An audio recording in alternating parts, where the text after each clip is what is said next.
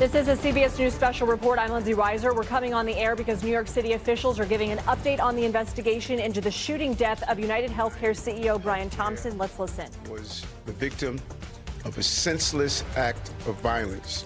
Our officers have been working around the clock.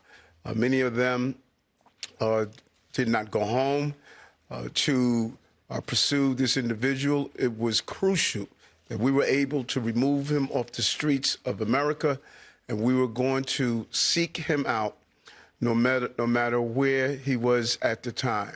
And so this is a strong person of interest.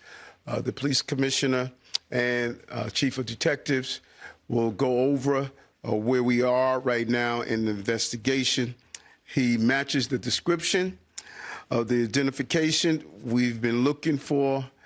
He's also in possession of several items that we believe will connect him to this incident. How did we do it? Good old-fashioned police work. The chief of detectives and the police commissioner made the decision to release as much of a photo that we had at the time. We sent it across the country, and someone, a McDonald's employee, did something we ask every American to do. If you see something, say something, but most importantly, do something. And they did. And because of that, we believe we have a strong person of interest to deal with this case. I want to now turn it over to the police commissioner of the city of New York, Commissioner Tisch.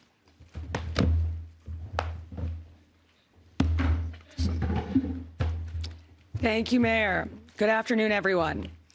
Earlier this morning in Altoona, Pennsylvania, members of the Altoona Police Department arrested Luigi Mangione, a 26-year-old male, on firearms charges. At this time, he is believed to be our person of interest in the brazen, targeted murder of Brian Thompson, CEO of UnitedHealthcare, last Wednesday in Midtown Manhattan. The suspect was in a McDonald's and was recognized by an employee who then called local police. Responding officers questioned the suspect, who was acting suspiciously and was carrying multiple fraudulent IDs as well as a U.S. passport. Upon further investigation, officers recovered a firearm on his person as well as a suppressor, both consistent with the weapon used in the murder. They also recovered clothing, including a mask consistent with those worn by our wanted individual. Also recovered was a fraudulent New Jersey ID, matching the ID our suspect used to check into his New York City hostel before the shooting incident.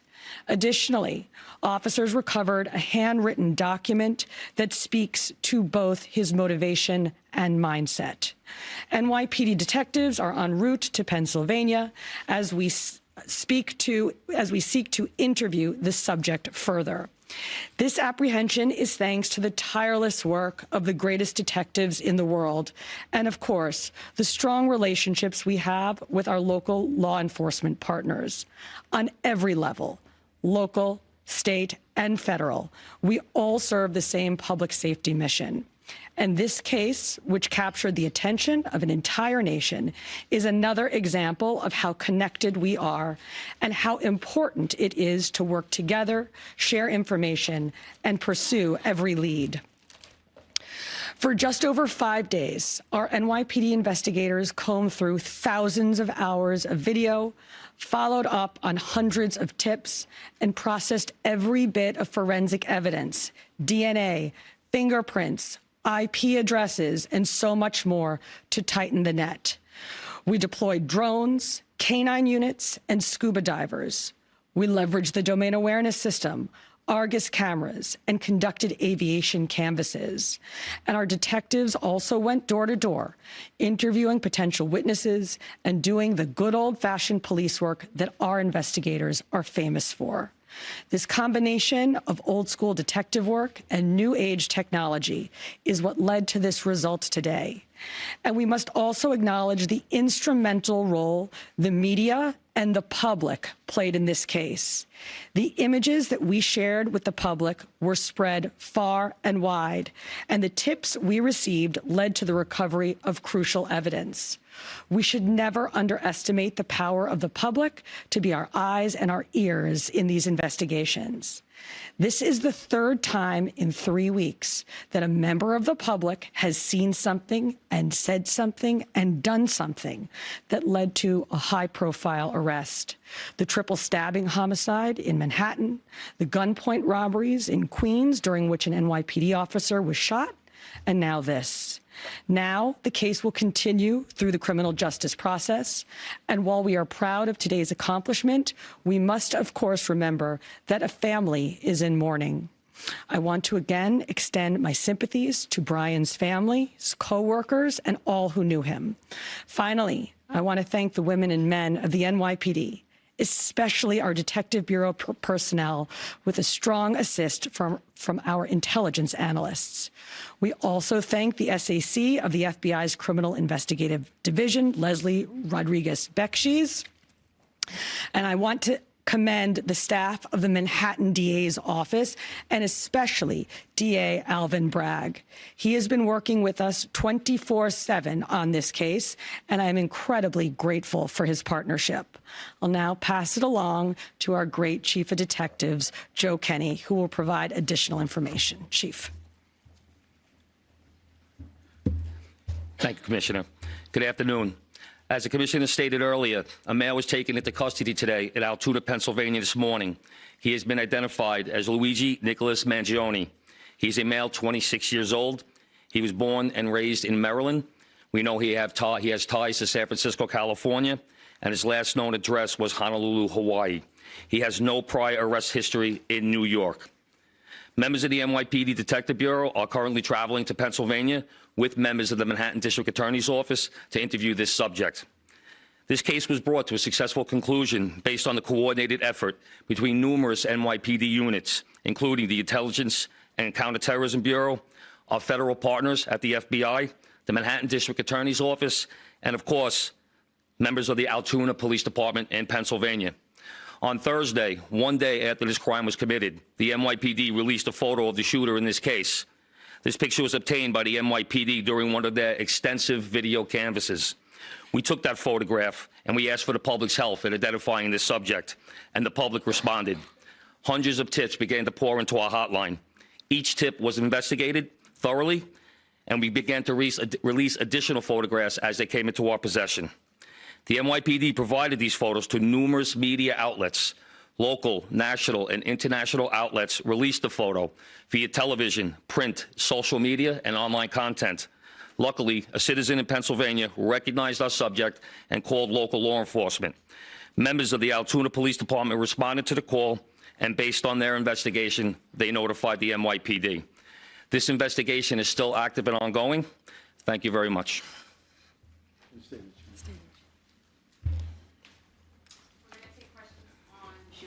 And then we'll... Mark?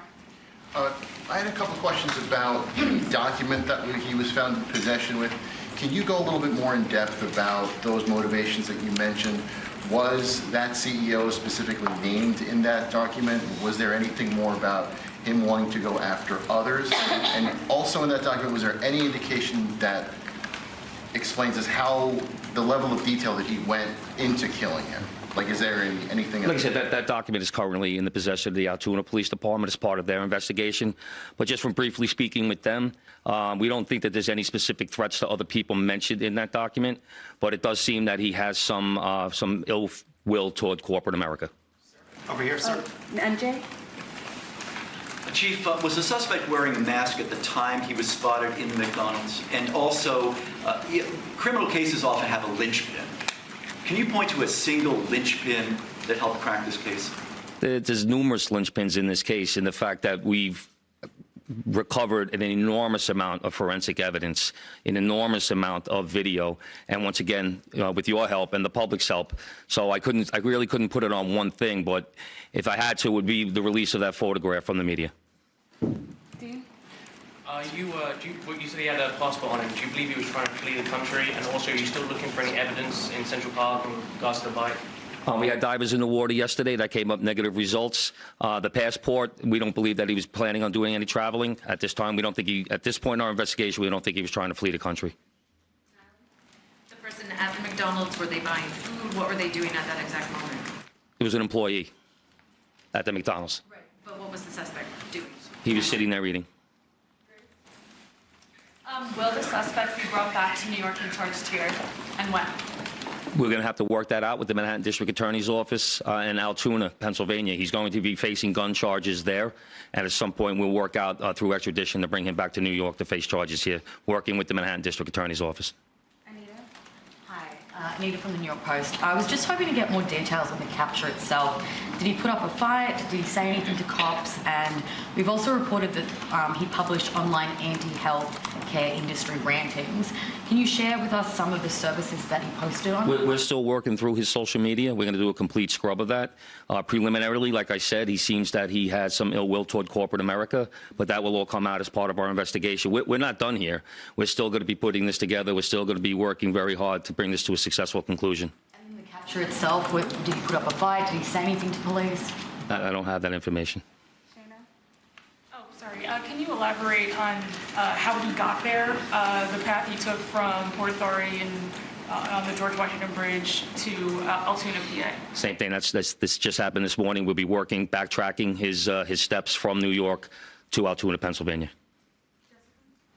I was going to ask if we knew anything, if he took a bus to Philadelphia first and then somehow got to Altoona. But We're still working on that. We're still working through that.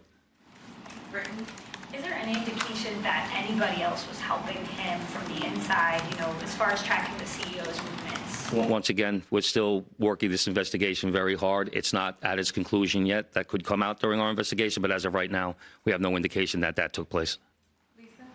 Chief, did he have any weapons or anything like that with him when he was arrested? He was in possession of a ghost gun that had the capability of firing a 9mm round and a suppressor.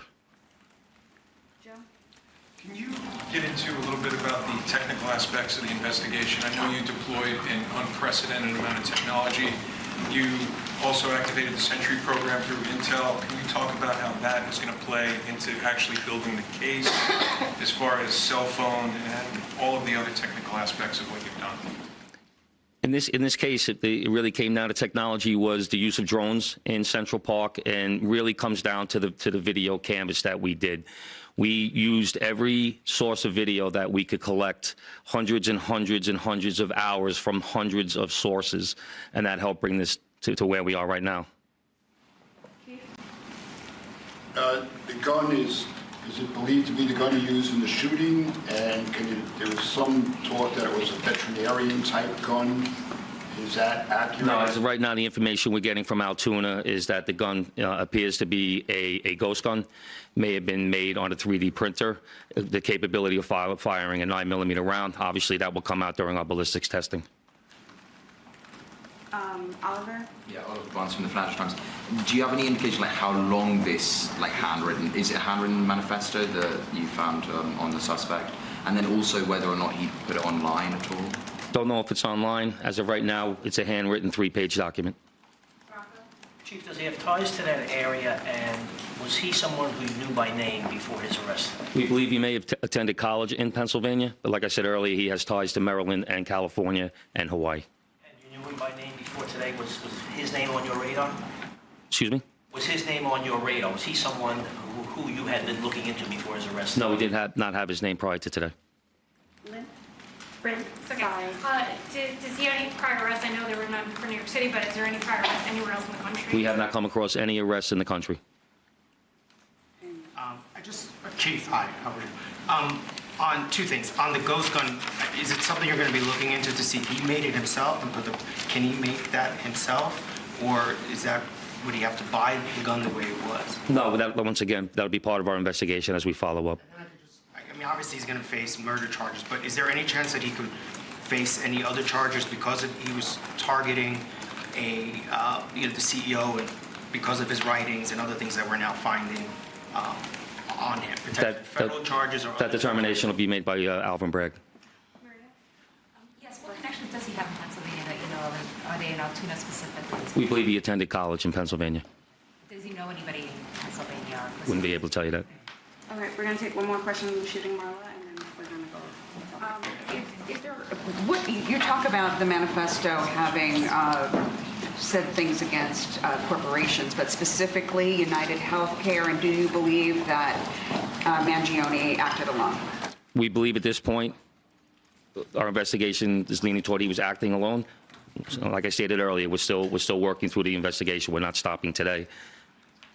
And as far as the manifesto, like I said, I don't have the complete details of that. It's in the possession of the Altoona Police Department. We're going to shift to opt-out. Yep. Good job, Chief. Commissioner. Chief Mangione.